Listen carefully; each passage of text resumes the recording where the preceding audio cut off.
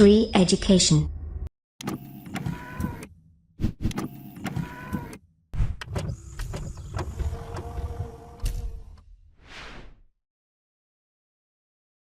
नमस्कार दोस्तों, बहुत बहुत स्वागत करता हूं मैं आप सभी का श्री एजुकेशन की तरफ से और मेरा नाम है रवि। तो दोस्तों, जो जनरल साइंस का जो ये लेक्चर सीरीज चल रही है जिसमें हम फिजिक्स सब्जेक्ट पढ़ रहे हैं और जिसका क्रैश कोर्स है, थर्ड वीडियो है। इसके पहले 2 वीडियो अपलोड हो चुके हैं, आपने नहीं देखा देख लीजिए। इसमें हम आपको बहुत ही ईजी तरीके से, बहुत सिंपल तरीके से बताएंगे। पूरी फिजिक्स बहुत ही आसान लगनी शुरू हो जाएगी आपको। बस एक बार ये पूरी वीडियो सीरीज देख लेंगे तो हमेशा के लिए आपके काम आएगी। तो आज के इस वीडियो में हम शुरू करेंगे मोशन के बारे में। तो मोशन का मतलब है कि गति, बहुत ही इंपॉर्टेंट टॉपिक है ये, एग्जाम में जरूर पूछे जाएंगे क्वेश्चन इससे। तो मोशन में हम पढ़ेंगे स्ट्रेट लाइन मोशन, सीधी रेखा में गति, और जो गति के तीनों समीकरण है ना, वो हम प्रूफ करके आपको बताएंगे और बहुत ही इजी तरीके से आपको उसके कंसेप्ट मालूम हो जाएगा, क्वेश्चन कैसे सॉल्व करने हैं। मगर उससे पहले आपको 2 चीजें मालूम होनी चाहिए भौतिक राशियों के बारे में, सदिश राशियां और अदिश राशियां। तो सबसे पहले हम देखते हैं अदिश राशियों के बारे में। अदिश राशियों को इंग्लिश में कहते हैं स्केलर क्वांटिटी। तो देखिए, अदिश राशियां ऐसी भौतिक राशियां होती हैं जिनमें केवल परिमाण होता है, दिशा नहीं होती है, उनको अदिश राशियां कहा जाता है। मतलब जितनी भौतिक राशियां ना, ऐसी भौतिक राशियां जिनमें केवल परिमाण है, दिशा नहीं है। मतलब क्या है कि जैसे चाल, देखिए चाल किसी की मोटरसाइकिल की चाल आप बताते हैं, इसकी मोटरसाइकिल की चाल यार 2 किलोमीटर पर आवर है या 20 किलोमीटर पर आवर है। तो 20 किलोमीटर पर आवर उसका मैग्नीट्यूड हो गया, दिशा की जरूरत बताने की जरूरत नहीं कि इस दिशा में है, तो वो चाल है। अब दूरी, जैसे दिल्ली से मुंबई तक की दूरी कितनी है, 1000 किलोमीटर है, तो 1000 किलोमीटर मैग्नीट्यूड हो गया, उसका परिमाण हो गया। दिशा नहीं बताने की जरूरत कि दिल्ली से मुंबई इस दिशा में है। अगर दिशा भी बताएंगे तो वो विस्थापन हो जाएगा, तो जो कि सदिश राशि है, अभी बताऊंगा मैं आपको। तो अदिश राशि का कुछ एग्जांपल देख लेते हैं। चाल जैसे समय, दूरी, आयतन, कार्य, दाब और विद्युत धारा, और ऐसी बहुत सारी हैं। हम जैसे जैसे टॉपिक पढ़ते जाएंगे आपको मैं बताता जाऊंगा, ये सदिश राशि है, ये अदिश राशि है। जैसे मैं बल बता रहा हूँ, बल का पूरा कंसेप्ट बता रहा हूँ, तो मैं आपको बताऊंगा ये सदिश राशि है, और क्यों सदिश राशि है वो भी बताता रहूंगा। तो ऐसे जितने भी टॉपिक होंगे हम बताते रहेंगे आपको। और एक चीज और मैं बताता रहूंगा, उनके मात्रक क्या है, सभी भौतिक राशियों के मात्रक क्या है, जो भी टॉपिक पढ़ते जाएंगे बताता रहूंगा। अब देखिए, क्या है, सदिश राशियों के बारे में पढ़ेंगे। सदिश राशियां क्या है आप समझेंगे, वेक्टर क्वांटिटी जिनमें परिमाण भी होगा और दिशा भी होगी। तो सदिश राशियां ऐसी राशियां होती हैं जिनमें परिमाण तो होता है और साथ में दिशा भी होती है। जैसे विस्थापन, ए से लेकर बी तक की दूरी 1000 किलोमीटर है सीधी रेखा में, तो इस दिशा में बताएंगे, हाँ, ये उत्तर की दिशा में है, दक्षिण की दिशा में है। दिल्ली से दक्षिण की ओर है बंबई, वो भी 1000 किलोमीटर। तो विस्थापन में क्या होगा, परिमाण भी होगा और दिशा भी होगी। ऐसे ही वेग, वेग में भी क्या होगा, मोटरसाइकिल का वेग जो है वो 20 किलोमीटर पर आवर, ये है दिल्ली की ओर या पूरब की ओर या पश्चिम की ओर, मतलब दिशा बताएंगे, ठीक है। तो किसी भी वेक्टर क्वांटिटी को बताने के लिए कि वो वेक्टर क्वांटिटी है, सदिश राशि है, उसके ऊपर ये एरो का निशान लगाया जाता है, ये दिशा का निशान है। तो आपको मालूम पड़ जाता है ये सदिश राशि जो है ये सदिश राशि है, ठीक है। मतलब ये भौतिक राशि सदिश राशि है। और त्वरण, त्वरण भी एक सदिश राशि है। क्यों, एक्सेलरेशन इज इक्वल टू होता है, आगे आपको समझ में आ जाएगा, वेलोसिटी में परिवर्तन, वेग में परिवर्तन बटा समय। तो वेग है तो ये भी डिपेंड कर रहा है सदिश राशि पे, तो ये भी सदिश राशि हो गया। उसका देखिए, बल भी क्या है, एक सदिश राशि है, क्योंकि बताना जरूरी है ना कि बल जो है इस बॉक्स पर इस दिशा से लग रहा है कि इस दिशा में लग रहा है। तो बल भी क्या है, सदिश राशि है, दिशा परिमाण दोनों है। तो आपको समझ में आ गया है इतना। अब हम पढ़ेंगे छोटी छोटी डेफिनेशन, ये छोटे छोटे पॉइंट है, दूरी और विस्थापन क्या है, ताकि आगे हमको समझ में आ जा रहे। दूरी को इंग्लिश में कहते हैं डिस्टेंस और ये डिस्प्लेसमेंट। तो दूरी जो है वो लंबाई होगी, उसका मात्रक क्या हो जाएगा, मीटर हो जाएगा, और इसका भी मात्रक क्या होगा, मीटर हो जाएगा, दोनों का। अब दूरी का जो है ये अदिश राशि, हमने आपको बता ही दिया क्या है, अदिश राशि है। और ये क्या है, सदिश राशि है। अब जैसे मैं बता देता हूँ सिंपल सी लैंग्वेज में, आपका ये घर है और ये आपका यहाँ पे स्कूल है। ये घर से स्कूल तक की जो दूरी है वो आप ऐसे तय कर रहे हैं, सड़क के द्वारा जा रहे हैं, ये रोड के द्वारा जा रहे हैं, तो जितनी भी लंबाई आपने तय की होगी वो दूरी कहलाएगी। उसमें दिशा की बताने की जरूरत नहीं है कि दिशा किस दिशा में जा रहे हैं आप, ठीक है। तो वो दूरी हो गया। मगर आपके घर से और स्कूल के बीच में जो मिनिमम दूरी है, शॉर्टेस्ट पाथ है, वो डिस्प्लेसमेंट कहलाता है, वो विस्थापन कहलाता है। तो न्यूनतम दूरी जो होती है वो 2 पॉइंट के बीच में, वो विस्थापन कहलाती है। और जो नॉर्मल डिस्टेंस हम चले हैं वो दूरी हो जाएगी, ठीक है। तो विस्थापन जो होगा वो दूरी से हमेशा कम होगा। दो बिंदुओं के बीच जो है दूरी हमेशा विस्थापन से या तो अधिक होती है या तो उसके बराबर हो सकती है। बराबर कैसे? ये स्कूल है आपका, ये घर है आपका, और सड़क भी सीधे ही है, तो यहाँ से जाएंगे, ये भी दूरी उतनी है और विस्थापन भी उतना ही है, ठीक है। तो दूरी और विस्थापन दोनों में केस में क्या हो जाएगा? इक्वल हो जाएगा। तो मैं क्या बताऊंगा? दूरी को अगर डी से दिखाता हूं तो विस्थापन को मैं डी वेक्टर से दिखाता हूं। तो दूरी जो है विस्थापन से हमेशा बड़ी रहेगी या उसके बराबर हो सकती है। बराबर किस केस में हमने आपको बता दिया। विस्थापन जो है एक सदिश राशि है और दूरी जो है एक अदिश राशि है। आपको दूरी और विस्थापन समझ में आ गया होगा, जो कि बहुत ही सिंपल सी बात है। इसके मात्रक आपको समझ में आ गए और अदिश और सदिश हमने बता दिए। इसी तरीके से मैं बताता रहूंगा बाकियों की।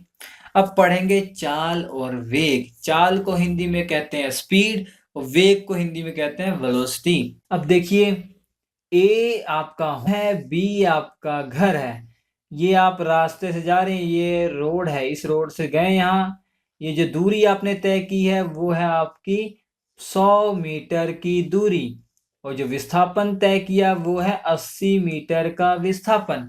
घर से स्कूल जाने में आपको t is equal to 10 second लगा। तो याद रखिए, सबसे पहले चाल की बात करेंगे। चाल की डेफिनेशन के हिसाब से 1 सेकेंड में चली गई दूरी, दूरी में परिवर्तन की दर को चाल कहते हैं, जबकि विस्थापन में परिवर्तन की दर को वेग कहते हैं। इसका मतलब 1 सेकेंड में चली गई दूरी को हम चाल कहेंगे। तो ये क्या हो जाएगा? दूरी बटा समय इसका हो जाएगा। और ये वेग का क्या हो जाएगा? वेग बराबर 1 सेकेंड में तय किया विस्थापन, तो ये विस्थापन बटा समय हो जाएगा, ठीक है। तो चाल को हम v से डिनोट करते हैं। तो दूरी कितनी है? 100 है, समय 10 लगा है, तो ये कितना आ जाएगा? 10 मीटर प्रति सेकेंड। तो मात्रक क्या हो जाएगा चाल का? मीटर प्रति सेकेंड, क्योंकि ये व्युत्पन्न राशि है, जो कि पहली क्लास में आपको बताया था। दो राशियों पर डिपेंड कर रही है, दूरी और समय। मीटर हो जाएगा दूरी का, समय का सेकेंड, तो मीटर प्रति सेकेंड। और वेग एक सदिश राशि है, तो इसको v वेक्टर से डिनोट करेंगे। विस्थापन कितना है? 80 है, समय कितना लगा? 10 है, तो ये कट जाएगा, तो 8 मीटर प्रति सेकंड का इसका वेग है। समय वही लेंगे, ठीक है। तो 8 मीटर प्रति सेकंड का वेग है। साथ में क्या बताना पड़ेगा? कि इस दिशा में इसका वेग है, ठीक है। ए से बी की दिशा में वेग है, जो दिशा होगी वो हमें मालूम हो जाएगी। तो दिशा के साथ ये आया है परिमाण, तो इसलिए ये सदिश है और ये अदिश है। तो ये चाल क्या हो जाएगा? ये स्केलर है और ये वेक्टर क्वांटिटी। ये सदिश है, ये अदिश है। आप दोनों का ही मात्रक क्या है? मीटर प्रति सेकंड, देख सकते हैं आप।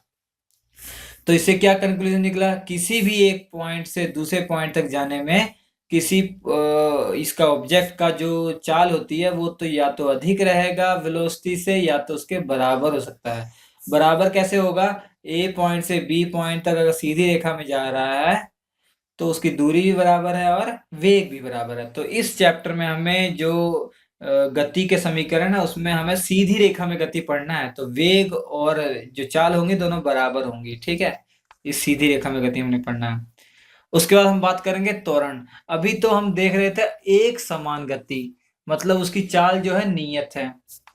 जो ये फॉर्मूले आप लगा रहे थे ना, चाल बराबर दूरी बटा समय, ये कब लगाएंगे? जब आपकी जो चाल है वो नियत है। अगर आपकी चाल नियत नहीं है, त्वरण आ गया है, तो कौन से वेलोसिटी लगाएंगे, कौन सा दूरी निकालेंगे, कैसे निकालेंगे? उसके लिए समीकरण के 3 समीकरण होते हैं, गति के 3 समीकरण होते हैं, उसकी सहायता से आपको निकालना पड़ता है। तो चलिए सर बताइए। ठीक है, बताते हैं। तो सबसे पहले देखिए, त्वरण ए से डिनोट करते हैं एक्सेलरेशन। तो यह एक सदिश राशि है, तो बता दिए सदिश राशि है। तो वेग परिवर्तन की दर को त्वरण कहते हैं। इसका मतलब फिजिकली क्या है कि 1 सेकंड के अंदर उस ऑब्जेक्ट का या किसी ऑब्जेक्ट के वेग में कितना परिवर्तन हुआ, कितना बढ़ा, ठीक है। अगर कितना कम हुआ, उसका वेग कम होता जा रहा है, तो मंदन आ जाएगा त्वरण की जगह। अभी हम बढ़ता जा रहा है वेग, वो पढ़ रहे हैं, तो त्वरण आ गया। जैसे इसका वेग 2 था, पहुंच के यहाँ पे क्या हो गया? 6 हो गया।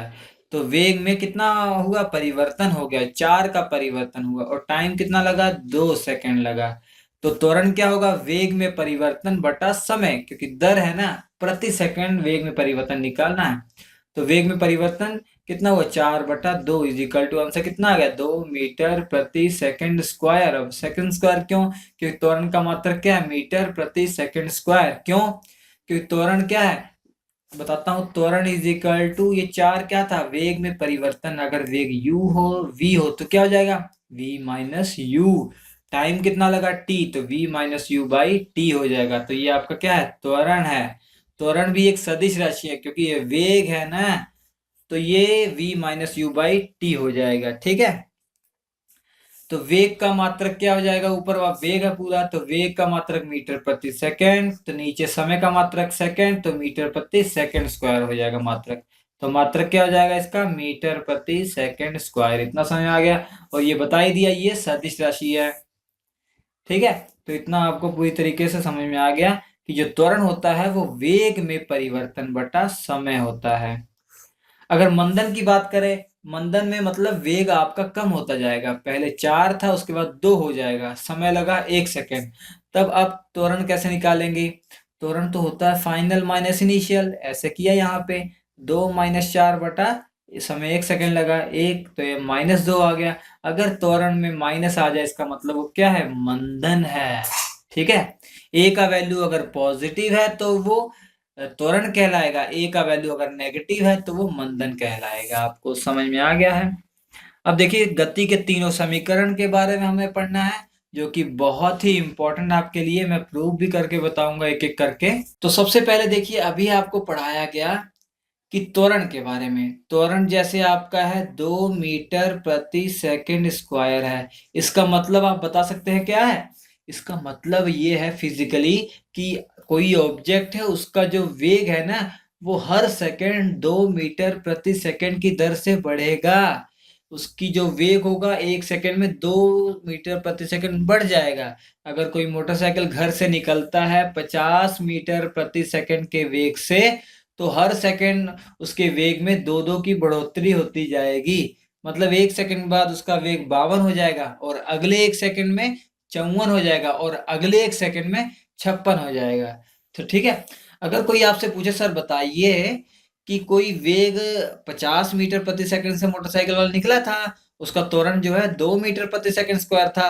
अब 1 घंटे के बाद उसका वेग कितना हो जाएगा, वो सब निकालना हो तो ये गति की समीकरण का हम यूज करते हैं।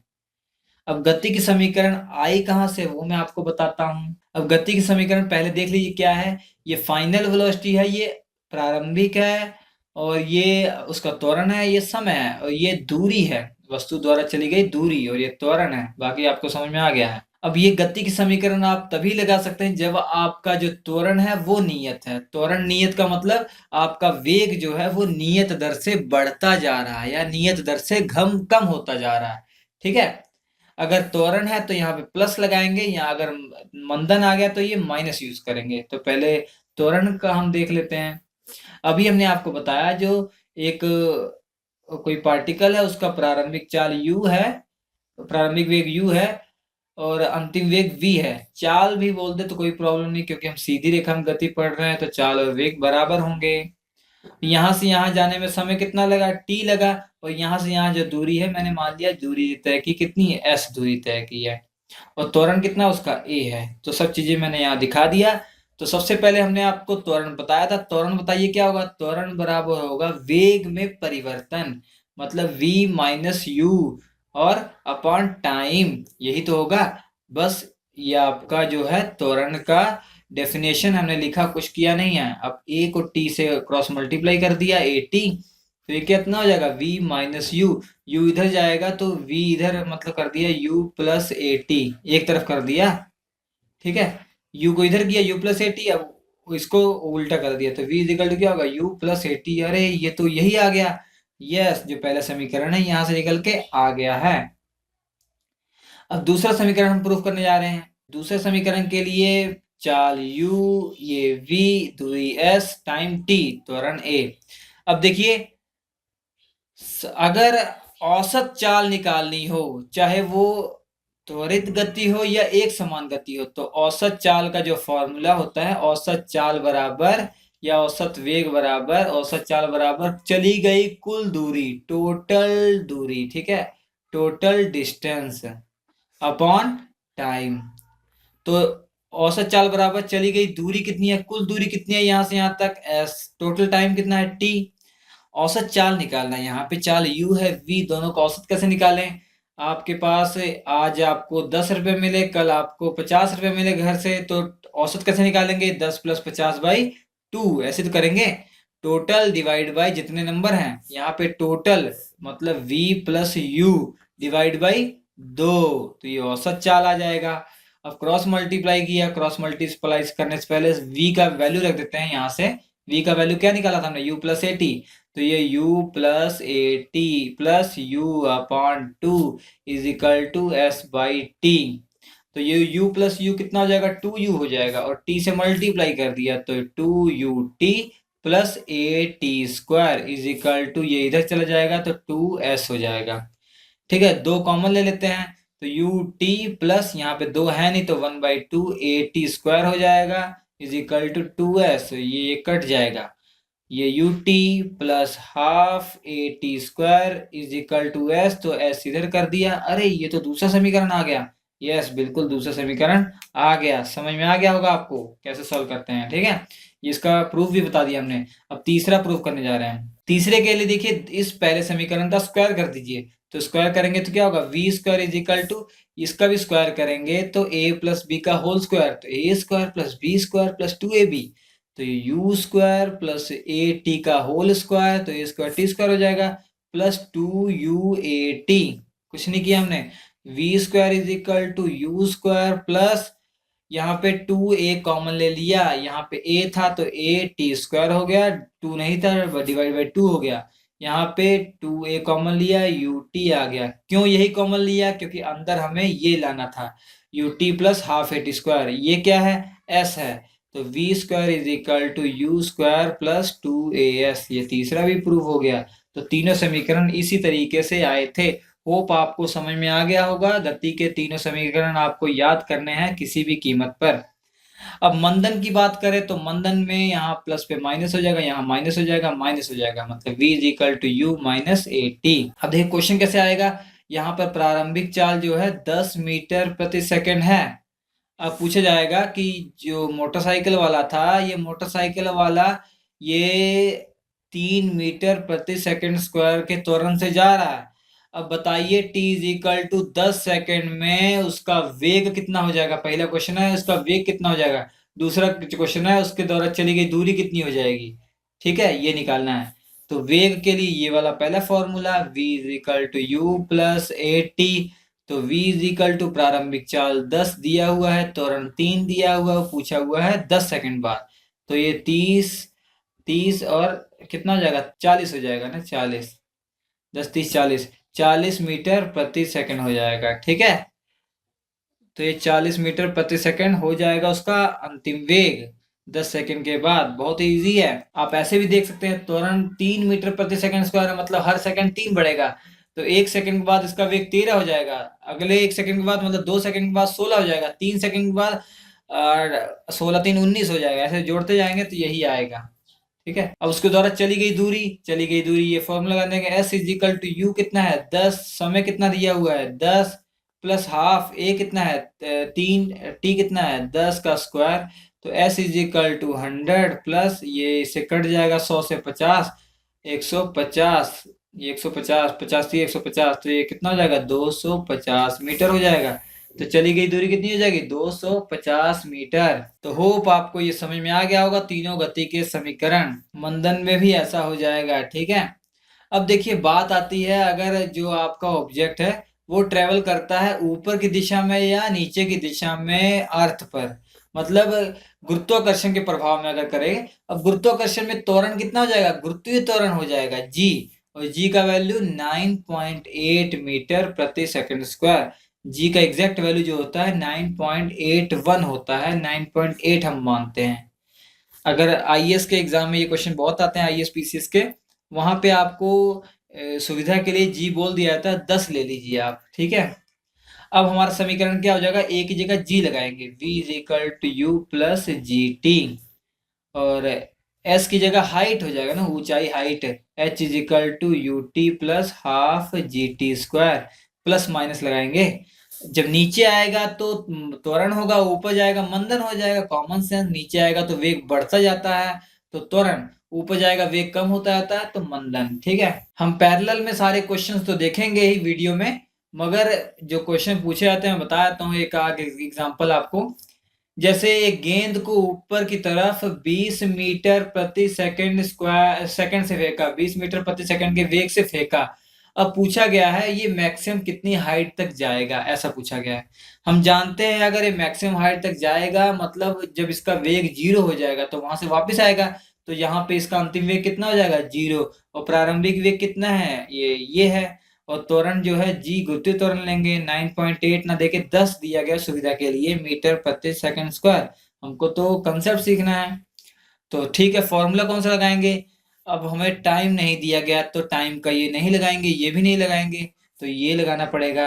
तो ये क्या है, ये formula v square is equal to u square minus हो जाएगा क्योंकि ऊपर की ओर ट्रेवल कर रहा है मंदन, और 2GH हो जाएगा क्योंकि ए की जगह जी आ जाएगा, एस की जगह एच आ जाएगा।